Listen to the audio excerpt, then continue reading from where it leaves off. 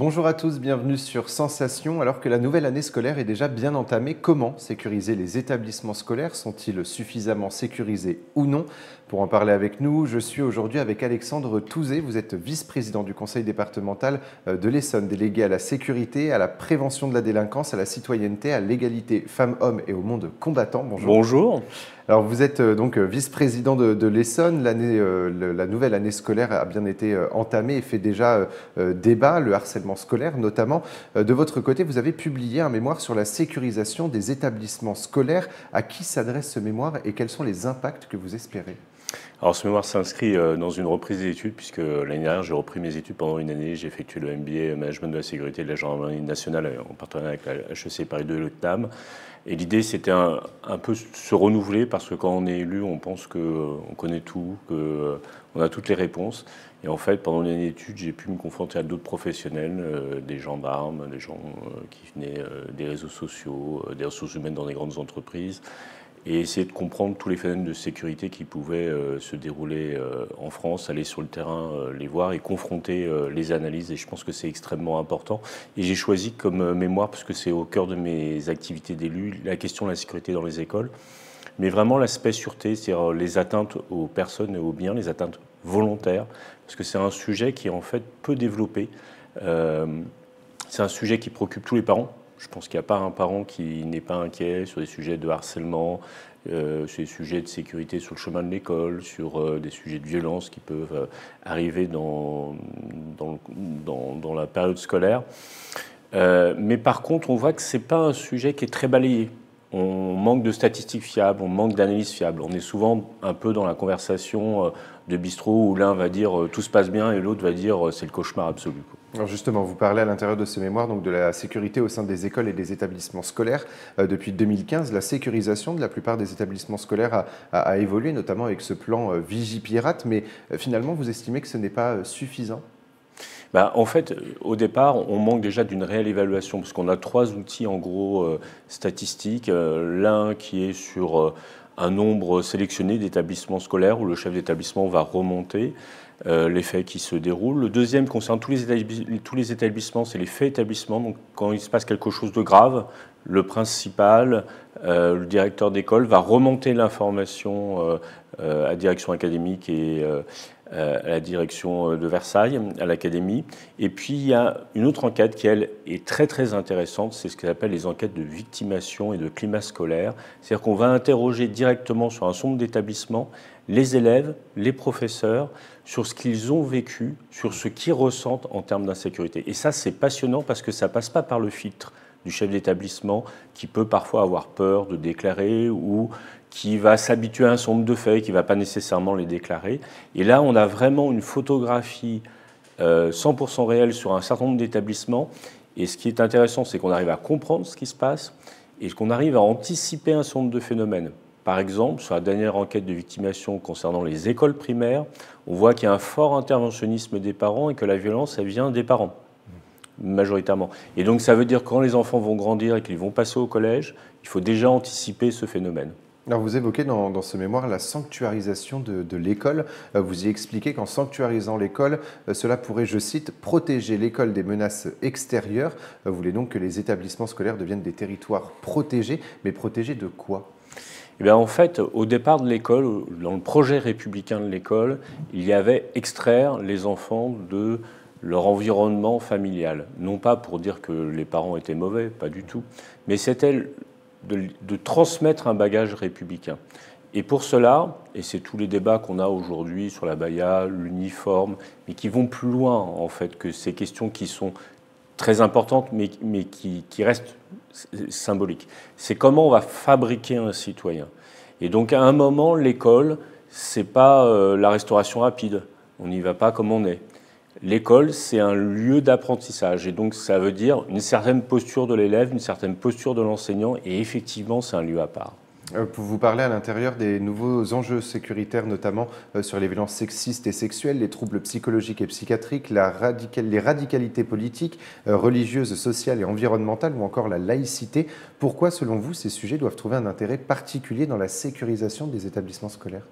En fait, dans les enquêtes, on voit qu'il y a un certain nombre statistiques qui sont préoccupantes. Vous avez par exemple 34% des lycéens qui admettent la violence politique. C'est-à-dire qu'ils admettent que pour défendre une cause qu'ils estiment légitime, la violence est une voie d'action normale. Et donc on voit bien qu'on a une action, si demain on va avoir une république apaisée où les conflits sont gérés par le vote, par la démocratie et non pas par la violence, on voit bien qu'il y a tout un volet d'éducation citoyenne qu'il va falloir produire. Sur la question de la laïcité, on voit bien que, certes, on a eu le débat sur la baya, mais vous avez en même temps des contestations d'enseignement, par exemple, qui sont extrêmement puissantes. Donc, il faut remettre de l'ordre pour revenir à cet objectif républicain qui est d'essayer d'extraire un peu de son petit cocon, de son petit milieu, l'ensemble des jeunes pour les faire progresser vers de l'autonomie et de la responsabilité. Et ça veut dire qu'à un moment, on quitte son petit milieu social, sa petite sphère, pour se confronter à un idéal républicain, un idéal d'autonomie. Et ça veut dire effectivement qu'on abandonne un peu son sac à dos à l'entrée de l'établissement. Alors moi, je reviens un petit peu sur cette sanctuarisation, parce que vous évoquez également les thématiques des violences sexistes, sexuelles et physiques.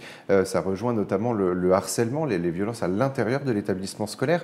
Les filles sont les plus concernées par les violences sexistes et sexuelles. Les personnes LGBT sont 26% à relater des injures ou des menaces verbales. Alors quand on parle de sanctuarisation, donc de protéger les élèves à partir du moment où ils rentrent dans un établissement scolaire, est-ce qu'il ne faut pas d'abord les protéger à l'intérieur de l'établissement scolaire ? Oui, et c'est un grand tournant que l'éducation nationale a commencé à prendre, puisque c'est vrai qu'à l'origine, l'éducation nationale pensait que le risque était à l'extérieur de l'établissement. Alors, il existe toujours, je parle par exemple de la menace drone, à un moment où il va falloir effectivement faire des exercices, essayer d'analyser ce risque. Mais le risque majeur, le risque du quotidien, effectivement, il vient des élèves eux-mêmes par rapport à d'autres élèves. D'où la nécessité de se préoccuper de ces sujets, commencer à les compter, et puis avoir une politique au niveau de l'établissement. Parce que souvent, vous avez des grands plans nationaux, et voilà, on va encore en annoncer un sur différentes questions. Vous avez le plan à chaque rentrée où on va, le plan sécurité dans les établissements scolaires. À chaque rentrée, il y a une nouvelle communication.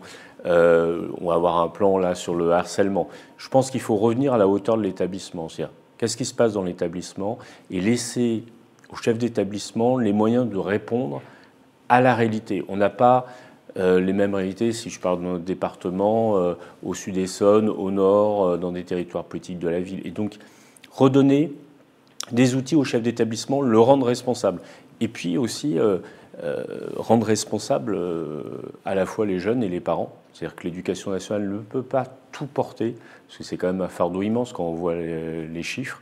Il faut remettre de la responsabilité. La députée Alexandra Martin a fait une proposition de loi pour abaisser la question de la responsabilité pénale, responsabiliser les parents, responsabiliser les jeunes pour que, à la fin, s'occuper des victimes. Et c'est ça, à mon avis, qui est la réponse qui est peut-être structurante, c'est mettre au cœur de cette politique les victimes et donc, à un moment, prévoir des dispositifs pour les quelques jeunes, parce qu'il n'y en a pas 150 par établissement, qui posent réellement problème. Et souvent, on a des phénomènes où on les balance d'établissement en établissement sans réelle réponse structurée pour s'occuper de ces jeunes qui posent réellement problème. Alors, dernier point pour cette émission, la laïcité a été remise sur le tapis, vous l'avez évoqué avec l'abaya.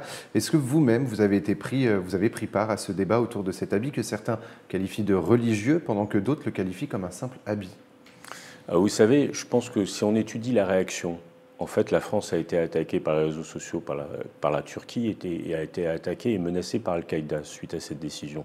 Donc on voit bien qu'il s'agit d'un sujet d'islam politique. Il ne faut pas être les idiots utiles de l'islam politique. On voit bien sur les réseaux sociaux qu'il y a derrière. Quand on fait la solution en Essonne, on a une dizaine de cas. On voit bien que c'est des sujets extrêmement religieux derrière. Et j'allais dire qu'il faut le mettre dans un contexte beaucoup plus large. Vous avez énormément de faits qui portent sur la contestation des enseignements. Et c'est le deuxième sujet, à mon avis, qu'il faudra traiter après les vêtements cultuels, parce que c'est un enjeu majeur pour protéger nos enseignants. Après Samuel Paty, on sait que une accusation sur les réseaux sociaux, ça peut valoir la décapitation à la fin. Et donc, il faut s'occuper de ce sujet de la contestation des enseignements qui est assez prégnant. On pourra y revenir dans d'autres émissions. Merci beaucoup Alexandre Touzé d'avoir été avec nous sur Sensation. Et pour revoir ou réécouter cette émission, rendez-vous sur notre site et notre application Radio Sensation.